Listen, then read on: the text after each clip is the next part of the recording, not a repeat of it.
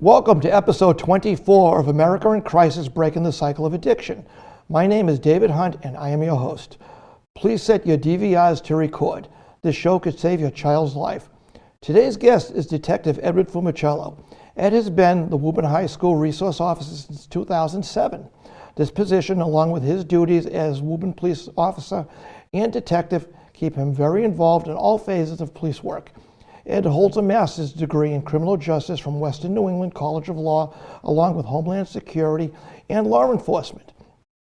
Ed also holds a bachelor's degree in criminal justice from Northeastern. Ed's cruiser is seen daily parked out front of the Woburn High School to assure students that they are learning in a safe environment. Ed works closely with Middlesex District Attorney Marion Ryan and is a member of her opioid task force. Over the years, Ed has built up relationships with the students based on trust and his sincere concern for students' well-being and their future. Ed, welcome to my show. Thank you, Dave. Glad to be here. Right. Let's start with sharing with our viewers what an SRO officer does. Okay. What is that? Well, School Resource Officer is the title. There's a number of duties that we have. Okay. I can go through a few of them. One is obviously school safety. We have school safety of the building and inside the building. We also do a number of other duties inside. We assist the admin team with helping with students in the building. We run certain programs, school safety programs, events at night. We bring all the current trends to the school for the administrators and staffs. I work with the staff, we work with the guidance counselors. Every day there's something new to deal with in the schools. We handle a number of different types of instances where we'll assist with social, emotional things like the students might have. We're actually just another set of hands, but the whole process was done because we had the ability to join with the schools and become partners with them. Once they let us into their environment, we found that the partnership works great. It's great for the students. We hold different events at night for parents. We're available for parent interviews or anything that they need on that end. There's a number of different things that we do that we handle. Now, back in 2007, you were already a detective. Why did you personally want to take on this additional role? Well, Dave, for a number of reasons. One, not only am I a police officer, but I'm a father. I have 4 children. I've worked through, when I started at the police department, I became a DARE officer. Okay. And I really enjoyed working with the kids because I love children. So after being a DARE officer for a number of years and a patrol officer, I had that experience in my pocket. Okay. And then I was assigned to the detectives, and I was in the drug unit. And I did a number of years in the drug unit, so I gathered all that type of experience. And then at some point in my life, I just realized, you know what? I think applying for the SRO job, which ended up being in 2007, I'm the actual first DARE officer, school resource officer in the city, because I want to help children. I want them to benefit from what I've learned, what I can teach them. It's so important to have a positive role model in the school that the students can deal with from somebody that sees everything from the outside, and it's bringing it in there to help them. So having all this experience and training really doesn't do any good unless you get out there and actually use it for something good. Exactly. That's the perfect example of having this knowledge and using it for a good cause. Yeah, I wanted to give back to the community and give back to the students, and hopefully, if I can help just one student, it's great. Now, you're our SRO for the Woburn High. Are there any other people in your position, any other SROs out there? Yeah, we have 2 SROs in the city. I handle the Woburn Memorial High School. Okay. And then Officer Joe Wells handles the Joyce Middle School and the Kennedy Middle School. Along with that, we have, as you know, elementary schools. Yes. So what we did was we divided the elementary schools. I have the Reeves School, the Linscott, the Goodyear, and the White.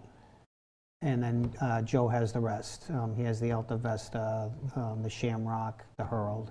and St. Charles. We include St. Charles in there as well.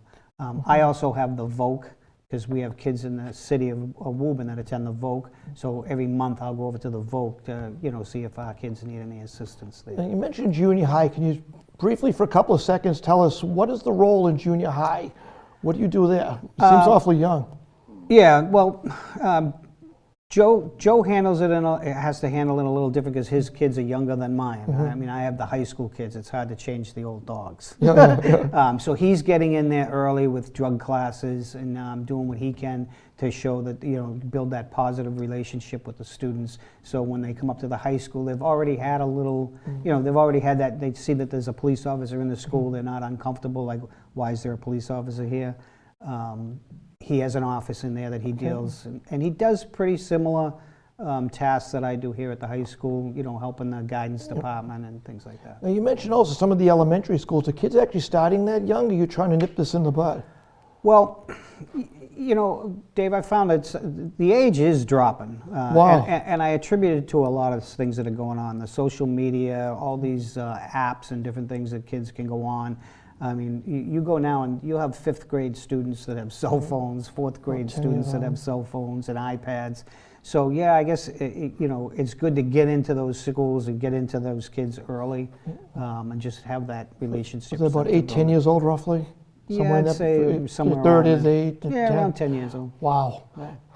This is going to make a difference. Quick intervention before. Oh yeah. They'd rather hear it from you than hear it from their peers and start experimenting. Absolutely. Now, why do you think kids are starting to use substance at such an early age? What signs should the parents be looking for? If I was a parent, my kid is 10 years old, my kid would never touch drugs. What should I be looking for as a parent? Well, as a parent, I'd give you a little bit of advice. Yeah, please, if you could. Parents need to stay involved. That's the number one thing. Parents need to know what their child's doing, who they're hanging around with, what are the current things out there. Like when certain substances come out, you normally would say, oh no, that's going to be like older kids or yeah, whatever. Exactly. But they're at the playgrounds riding their bike and they see the next group of kids or they see the older kids doing something and then they start checking it out. And like I said, with the way that people can get information now on Google, the younger kids will Google things and just go, oh, that's what that is. Oh, maybe I can try that. So the biggest factor is, again, family life, the parents paying attention to what's going on and who they're dealing with is most important. Now, when you started as an SRO, there was less than 1% countrywide in the schools, and now it's grown to over 60% have an SRO. What do you attribute that to in such a quick rise? Yeah, I mean, when I started, it was there had been SROs, and then Woburn decided that they were going to take that next step and get into it. But I attribute it to the schools seeing that we can work together, okay? Once they allowed us to come in and they saw what we could do and how we can assist, then that worked great. So we had that ability to show that we're willing to help. We want to bring in programs. We want to do things for the school. We want to work together and build that partnership. Over the past 10 years now, it's risen to, I think it's over 6,000 SROs across the country. Wow, I had no idea it was that kind of number. Yeah. I never was really adding it up. Yep. They have a SRO, which is the organization. They have a yearly seminar in different places where the majority of those 6,000, I mean, as many can come. I've been to a few of them that there's just people everywhere across the country, and we trade all those ideas back and forth in different programs. So it's great opportunity. Now, through doing this for many years and being a resident of the city for so many years, I understand that you personally have a great relationship with the students. Why is that so important for someone in your position to be able to establish what you've done? Oh, thank you, Dave. It's nice to hear that. Yeah. Well, it is important, and I attribute it to a couple of things. One is trust is a big, exactly, and respect is big. I try to show the students that I'm a regular guy. I'm a father, I'm a parent, I'm a police officer, I have roles like that. But if they can understand that when they come to me, I provide privacy, I provide a positive attitude, fun attitude if we need that too. But I want them to understand that they can come to me. I have to be approachable. Recently, we moved to these new uniforms. Yes, I know. It's not intimidating. Yep, it's so much not intimidating. It's just more. You don't have that stormtrooper look. Yeah. Like you have that ability that I can talk to them. And it's most important that they realize that we're not here for law enforcement. That's not our goal as SROs in the schools. That may come into play, but we are here to provide resources in different categories to help them succeed in life. As you know, before I brought you on the show, I did a little bit of research, obviously, to do today's show, and talked to a couple of students, and one of the words they used to describe you was credible. When you talked, they believed what you said. So that takes a lot to be able to get that. This is just two people I happened to ask their school age, and they said, do you know him? And he said, yeah. I said, well, what do you think? They told me a couple of things. I said, well, when he speaks, and they use the word, he's credible. We can listen to him. Yeah. And that takes a lot. I mean, that's nice to know that that's there, because I'll be honest with you, as a school resource officer, one of the most important things that keeps me in this role, I'll tell you, Dave, it's simple. Even if it's only once a year, I have students that say something to me or do something that shows that I should be here. I'll have a student come back after 3 years and knock on my door in my office in the school and go, Officer Fumicello, can I talk to you? And I'll be like, oh yeah, how you doing? And everything else. I had nowhere else to go. Can I talk to you? And I'm like, absolutely. That alone, to me, shows that I'm doing the right thing and that I should be here. Absolutely. Now, I hate to bring up the subject, but with all the negative publicity that's gone wrong with the police nowadays, and of course the kids, they know everything that we don't. So why would I want to trust you? When I'm hearing all this stuff on TV and the paper, and of course my peers have nothing to do but downplay the police, why would I want to trust you? What can you tell me to make me want to come to you? Well, I rely on me trying to tell you to come to me, but I'll be honest with you, Dave, it's the students talk to each other. Wow. So I know that if I'm helping somebody with something, I find that those students, if that goes all well, those students talk to other students. And the next thing you know, they're bringing somebody to me to talk to me.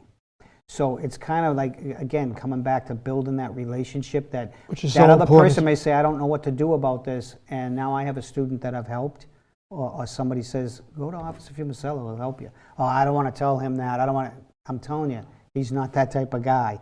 That's the key. That's the inlet into helping. So what you're telling me is if I'm a student with a disorder or anything that I can't talk to my parents about, I can come to you, and can you look right into the camera and let our students know that they can come to you, they're not going to get arrested, you're not going to slap the cuffs on and say, hey, I tried pot last night.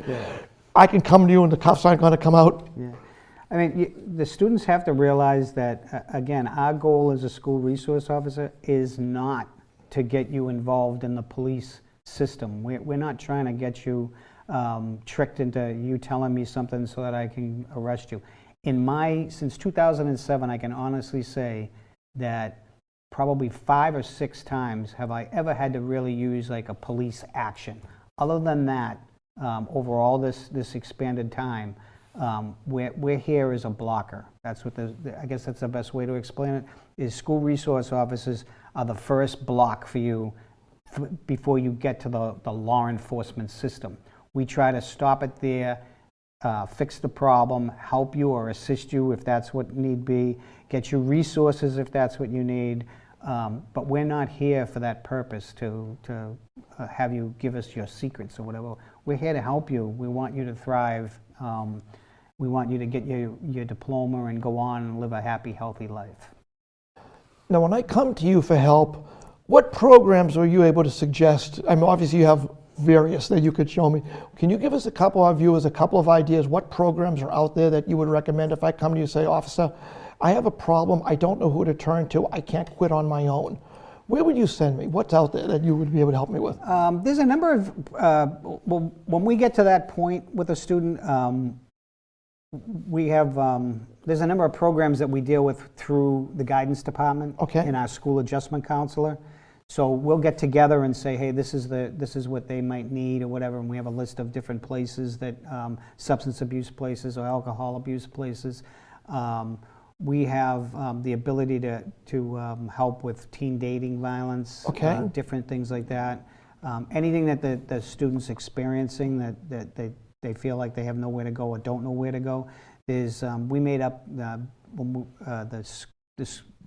the mentors that I used to use, the high school mentors. We made up a little cheat sheet phone Okay. number thing that we would pass out that I keep in my office that have all the hotline numbers in case it's a weekend or they're just feeling overwhelmed and they need to get in touch with somebody. You got to remember, like, we're not medical personnel, we're not that type, we're not psychologists. We're trying to lead them in the right direction to get Okay. the help that they really need. And it's so important nowadays that they know where to go, not just Exactly. that something's out there. Yeah.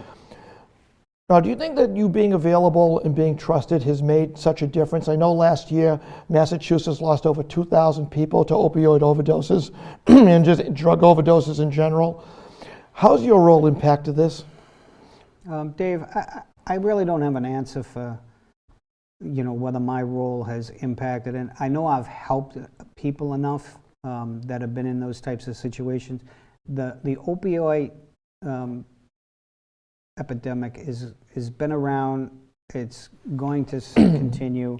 It's sad. I hate to know that somebody can fall to such a terrible disease. I don't call it addiction. I call it a disease. Somebody that used something now that's pretty much running their life for them instead of them running their life. And anybody that has that addiction, I'd love to help, whatever I can do. I remember in the drug unit, I had a woman who was a heavy heroin user. Wow. And, I was trying to help her, and then what happened was just a simple thing. Her dealer wouldn't sell to her because she had no money. So she said, just give it to me up front. Oh, that's not good. And he wouldn't do it without money. And she said, all the money I've given you. And she came to me and she said, I want out. And we successfully got her into a program. And today, that was years ago. And I'll still get a little note in the mail or whatever saying, I'm still clean, thank you for your help or whatever. So It really must have made you feel good. absolutely.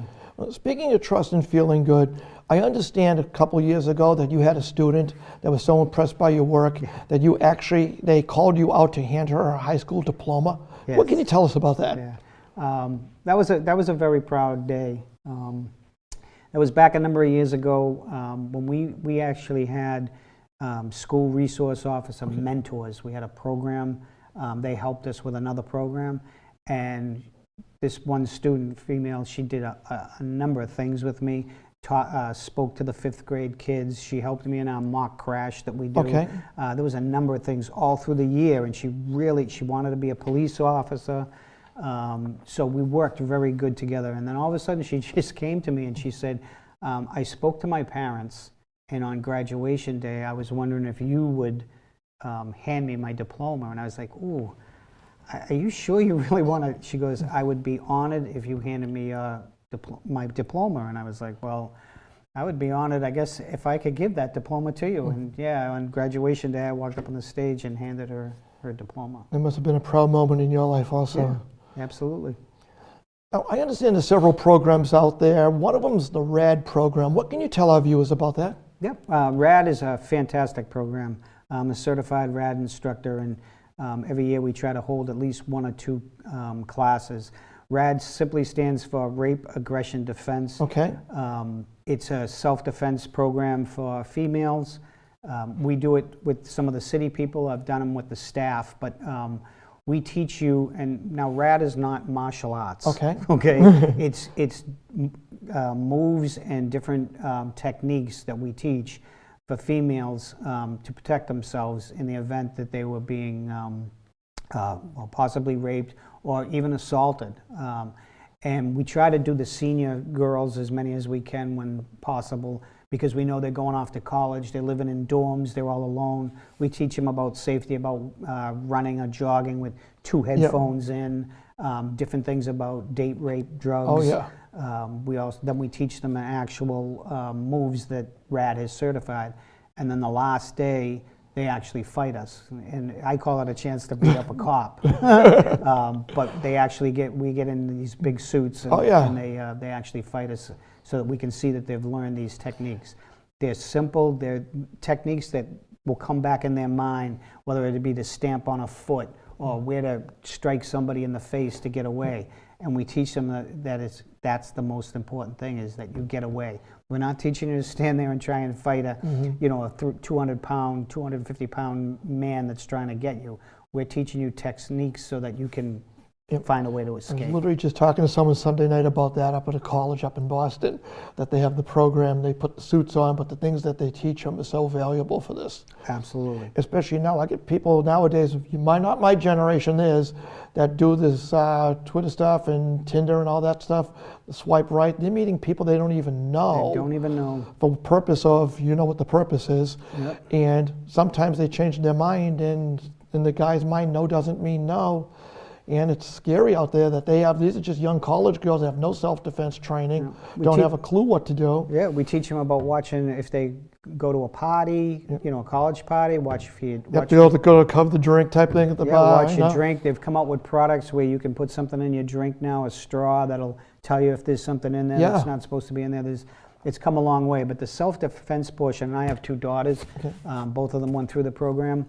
I think it's great that you're able to recall something quick that's not a martial art technique. It's instinct. Or we also taught them how to be observant. Like if they're at a bus stop, is somebody watching them? If they're on the subway, going to Boston or a class or whatever, or is somebody following me, not take the same way home?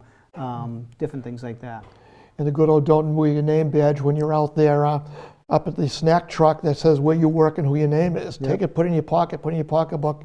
Don't keep it out there so everybody knows, oh, now I know where she works. She's cute. I think I'm going to stalk her. Yeah, they do have now a RAD for kids, younger kids, that we're looking into. Maybe we can do that, and that's going to be like at the middle school level, which would be great. But I've done a couple of them for the city themselves. Right?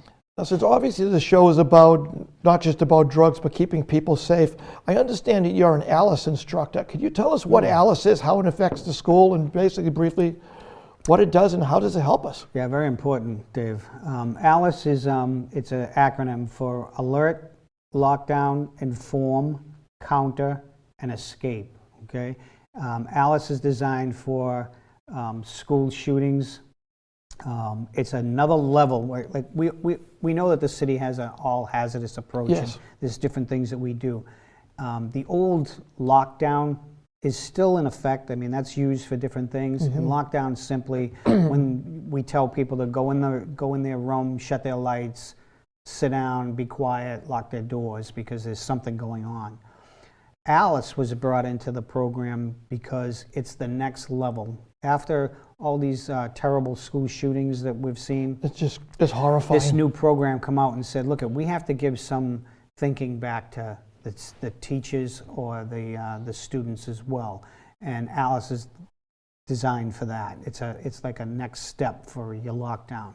And it's used only when we have somebody that's actively in your building hurting people, okay? And the A stands for alert, and that's how we're going to tell the school now that there's something going on. We have a PA system here, we have texting, we have different programs to put out. So now the message goes out that there's something going on in the building, okay? That gets your brain, the student's brain, the teacher's working to either go into lockdown, which is stay right where you are, or think about, hey, like if anybody that's been to the high school, it's a big building here, so if we know that there's something going on in the gym on the left side, the north side of the building, and you're over on the south side of the building, now you can leave. Before, we never wanted anybody to leave, but now we're saying get out if you can. The I in the acronym is to inform. If we can keep giving that information out whenever possible over the loudspeaker or PA system, or just get that information out that this person has moved to a different area. We have the counter. Counter is the most important. This is when you get stuck in a situation where you haven't been able to leave or evacuate. And now that person that's hurting people is at your door. Okay. And we teach the students and staff how to combat that. Obviously, it involves some level of fighting back instead of just sitting down waiting. Oh, yeah. But again, we're not teaching you to fight the 200-pound man. We're teaching you to find ways to throw things at somebody, distract somebody so that you can get out of the building. And the E is for escape. And what we mean for escape analysis, we want you to keep going. We don't want you to stop out front. Oh, I got out of the building. We want you to keep going. Alice is a great program. It definitely has changed. I don't know about you, if you've ever been in the school at lunchtime. A couple times, yeah. Lunch bell rings and there's 300 students coming down those stairs. Oh, yeah. Coming at you, you step aside and let them go eat. I tried to get in the studio during lunch. Now we're teaching that 300 students and one bad person in the building could make a difference. Yes. Okay. But yeah, Alice is very important for school safety. I know if the kids that are going to think about shooting somebody, if things are that bad in your life that you have to go out and try to take down innocent people, just think about how you feel would put you in that position. Why on earth would you want to hurt somebody else and their family? I mean, there's got to be help out there somewhere. If you're feeling that bad that you think you have to go and shoot up your school, there are people that can help you, but why put other people in that position that you were in? I'm sure there is help available. You should talk to somebody. If you ever even think about getting to that stage of life, why hurt someone, put them through something like that? You're not going to help your cause. Yeah, we had the students actually make a video on Alice that we play. It's on YouTube. You can find it on YouTube. Yeah, I'd love to see that, yeah. Yeah, it's the Woburn Memorial High School Alice video with help of the media center here that did a great job, and we put a whole thing together. It was good. Now, getting back to drugs, what can you tell me? I know now when I was in school, marijuana was the big thing. I think that was the only thing that was out there. What are some of the drugs the kids are using and experimenting with now? Yeah, over the years, marijuana is still out there. I mean, as you know, but a lot of the things that seem to be floating around still that's out there that students seem to use is obviously pills are a big issue. Yeah. You know, fentanyl's become a very, very scary type of substance that's out there. But you have your pills like Xanax, different prescription drugs. And over the years, you've seen a lot of the commercials and different things about lock your medicine chest up. And all that stuff is still true. You know, kids can get their hands on pills or try them. Xanax, different types of Valium, whatever's in the medicine chest. But then there's also ecstasy seems to be coming back here in a little bit. Yeah. Mushrooms are still out there that we try and school these kids on. It's important because we're combating Google.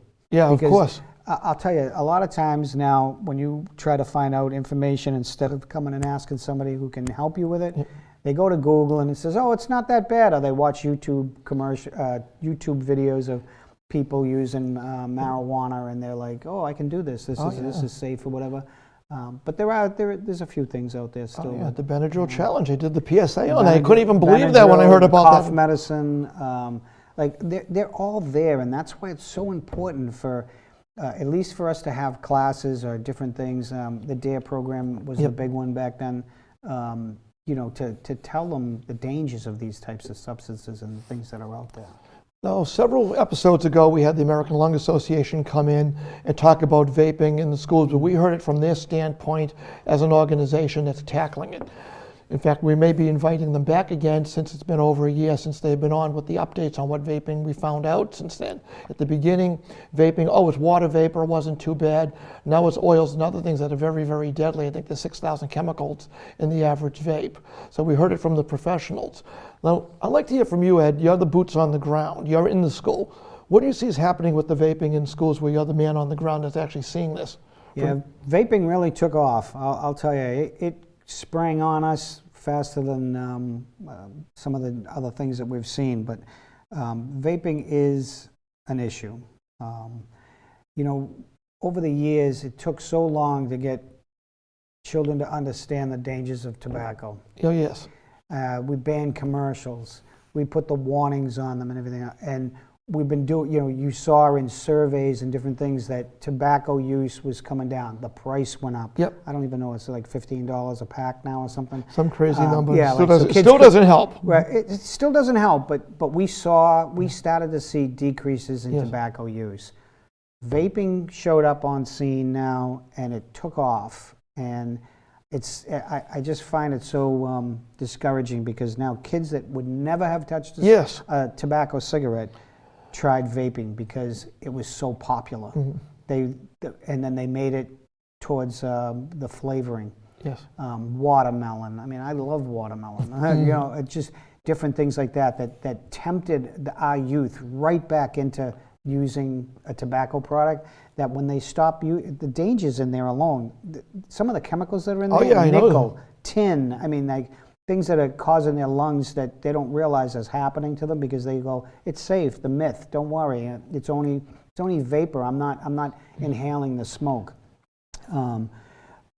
But the problem is now is that when they stop using that vape, they're addicted to nicotine, and they'll start smoking, and then we just lost everything that we've done over all these years. Remember, vaping, I don't know if you're aware of it, vaping was, the vape was actually made as an alternative as a smoking cessation device. And that's where the term vaping came in, it was water vapor. And then that was safe as water vapor. But it was working so good, they were losing money from the sale of cigarettes. So now they turned it around, okay, let's get them hooked. Now they put the nicotine in there. Let's make it flavored so they like it and still promote it as safe. And then they had to come out with, okay, to get these other chemicals in, it doesn't work in water. So it's an oil base. And for people that if you put your hand over the top of your stove, that oil residue, that's what's going in your lungs. At the very beginning, none of the organizations had the answers because it was so new. And you're somewhere on the mild side saying, we can't come out and make that statement until we have more research. And a year later, they're finding, oh my God, what we thought was right, look at what it's doing to us between popcorn lung and everything else that's happening. And God forbid, if you have that in your lungs and now you catch COVID, COVID gets in your respiratory system and you're having problems with your lungs because of vaping, you've got problems, very serious problems. Absolutely. And people don't realize this. It's just something that's not realized. And unfortunately, it affects everybody. So in fact, I'm going to be bringing back, and like I said before, I'm going to be bringing in the Lung Association to talk about now that there's more information about the product. Yeah. The other issue of vaping too is that now they snuck in that you can vape marijuana. Oh yeah, of course they can. How convenient! How right. convenient! How convenient! Because now that's a danger. There's been plenty of deaths with counterfeit vape, marijuana vapes, different things that they buy online. Mm-hmm. But the marijuana issue now just made it so that, okay, now I only have this one little thing that I can carry around with me, but I can still have my marijuana. And you can't smell it in the restroom, so you don't know they're doing it per se. Pretty fast, yeah. You can't smell it in the house. I mean, parents, they know what it smells like. I'm sure some of the parents out there did try marijuana when they were young. Mm-hmm. They know what it smells like. Like, well, I'm an expert. I know what that stuff smells like. My kid does not do it. They're using a simple vape. Yeah. So they're fooling everyone. And when they first came out, they were big units and different things that you could tell what it was. The big tin things, Now we hold different things to show parents all the different devices. Some of them look as small as a what do you put in your computer? The jump drives. The jump drives, they look as small as that, to different shapes, pens, different things. And we try to inform the parents, like I was saying before about telling parents things, that, hey, what to look for in your child's room. If you see this device or you see this, what it looks like, investigate it a little further, because they may have started using a vape. To go further on what you just said, watch, I think it was episode 19, I could be wrong, I didn't memorize my shows, but we had Winchester Police Sergeant Dan Perenick along with Dot Butler, and we did an entire show that's out there on how to hide. It's called In Plain Sight, and I ran the show. I knew every device on that table you could hide something in. I could not figure out the water bottle, and there was something else they had. I'm like, how on earth are you sneaking drugs in this device?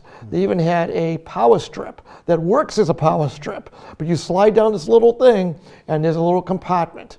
So the things are out there, and the parents need to start looking for what's in the kid's room, and there were like 20 devices on the table, and knowing every device held a secret compartment, I couldn't figure it out. And I talked to them before the show.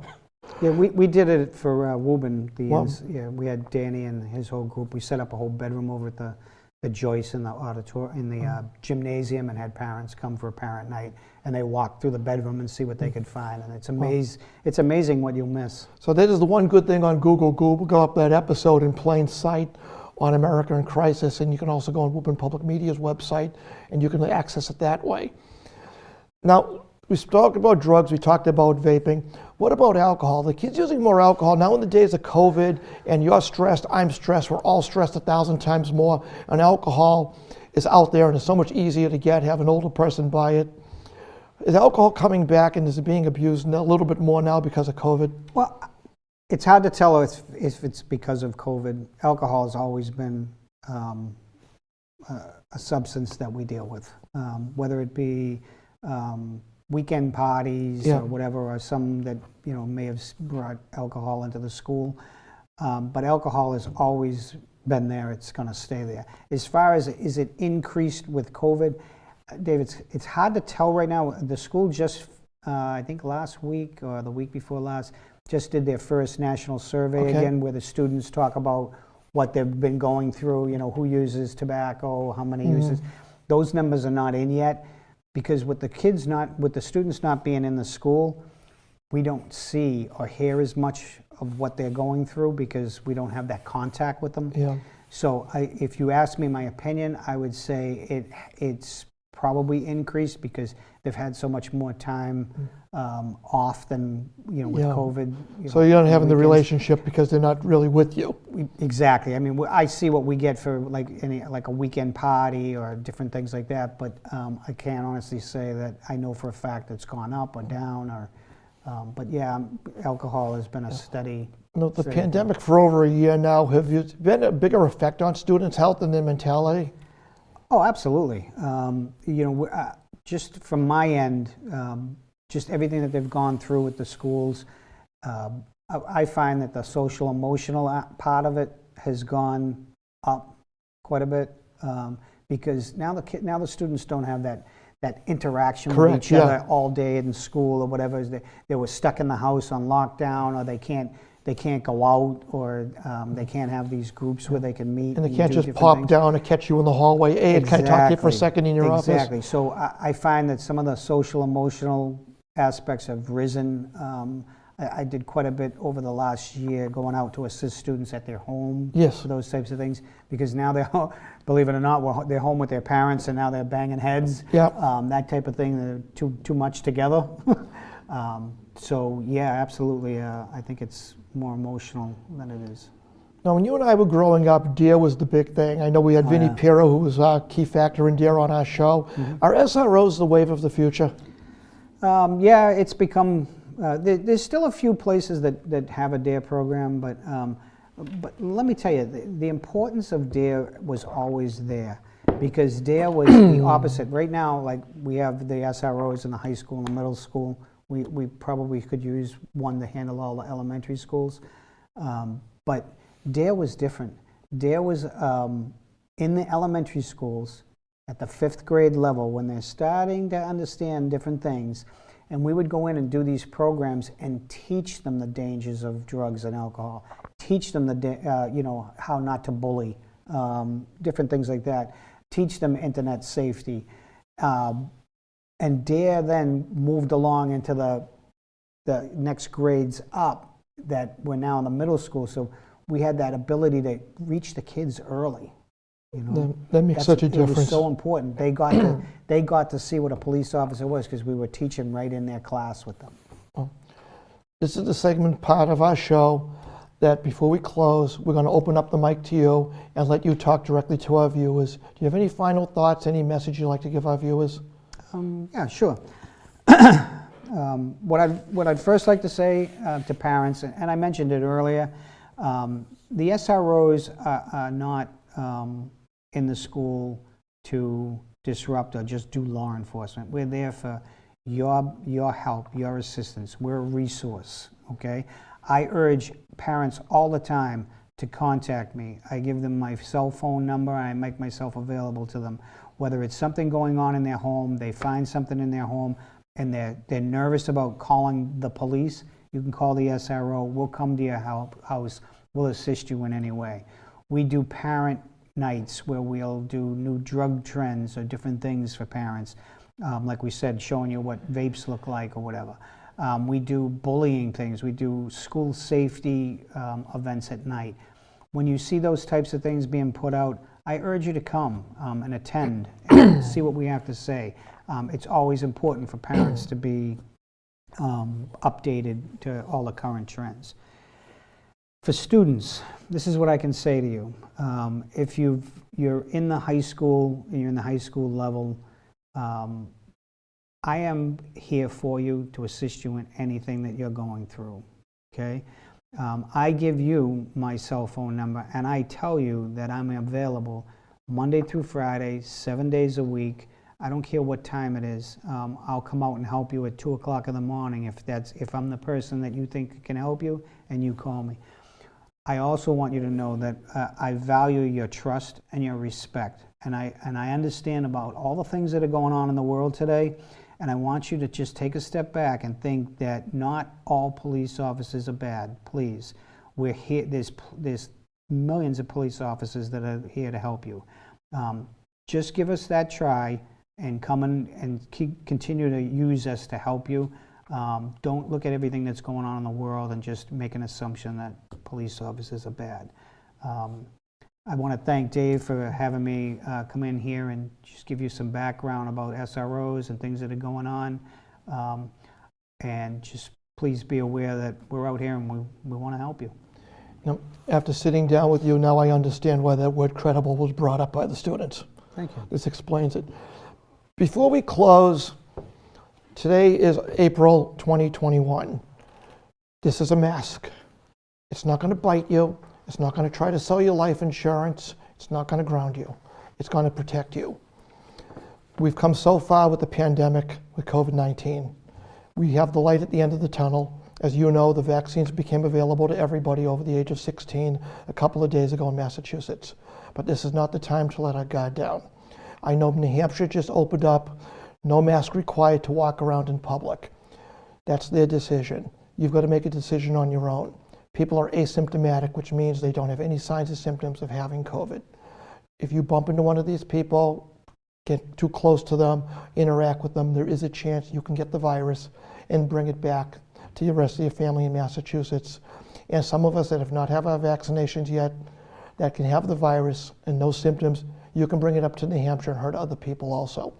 We are so close to coming to an end of this thing. The thing is, you do have to do your part. All I ask is please continue to wear your mask, social distance. When you're in public, even when you're at a party, you think you know the people. If they're not in your little bubble, it's not going to hurt anybody to put your mask on. Wash your hands. You go shopping, wash your hands after the door. Everyone's got hand sanitizer. There's no shortage of it. It's everywhere. Bring it with you, put it in your pocket. After you touch the shopping cart, you touch the doors. Before you put your food in your car, simply wash your hands. Again, we have come so far to putting this and getting through the worst pandemic in history of mankind. No other pandemic have we ever been able to address in such a short time. Some of the population, like up to 50%, has died from other pandemics. We have technology, we have the science. You need to believe the science. Don't believe what your friends say. Your friends in school are not doctors. You've got Dr. Fauci, you've got the CDC, the FDA. You've got plenty of authority figures that know what they're talking about. So please, hang in with me just a little bit longer. Let's put this virus behind us so come fall we can go out and get back to the actual normal. That's all I ask you to do. So back to the part of the show that I'm supposed to be talking about. I would like to thank our guest, Woburn Police School Resource Officer Edward Fumicello, for appearing today. As always, thank you for watching. Please share this program with your social media friends. If you or someone you know is suffering from a substance abuse disorder, you can contact the Mass Substance Abuse Helpline, and that is 1-800-327-5050. I'm going to repeat that, the Massachusetts Substance Use Helpline at 1-800-327-5050. The show can be seen on a rotating basis on Woburn Public Media stations and on demand at their website and on YouTube. As always, I would like to thank the staff of Woburn Public Media for making this possible, especially today during this epidemic, to allow us into the studio with all the precautions that were taken to allow us to film today. Please enjoy our closing theme, Rise Above the Noise by Fireheart, which is one of our past guests. through the credits for important contact information. So please go all the way to the end. We have contact information from our past shows, how you can get in touch with some of these programs that can help you. For America in Crisis, Breaking the Cycle of Addiction, my name is David Hunt, and as always, thank you so much for watching. Those you judge might never die. Above the noise, you hear us cry. There are people who care. Listen to the sound if you dare. Rise above the noise in the air. The sound not heard is what we bear.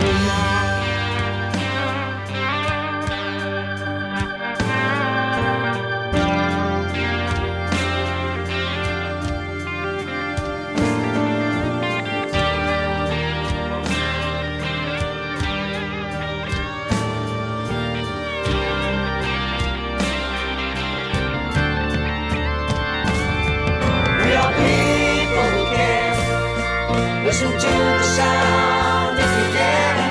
Rise above the noise in the air. The sound not heard is what we bear.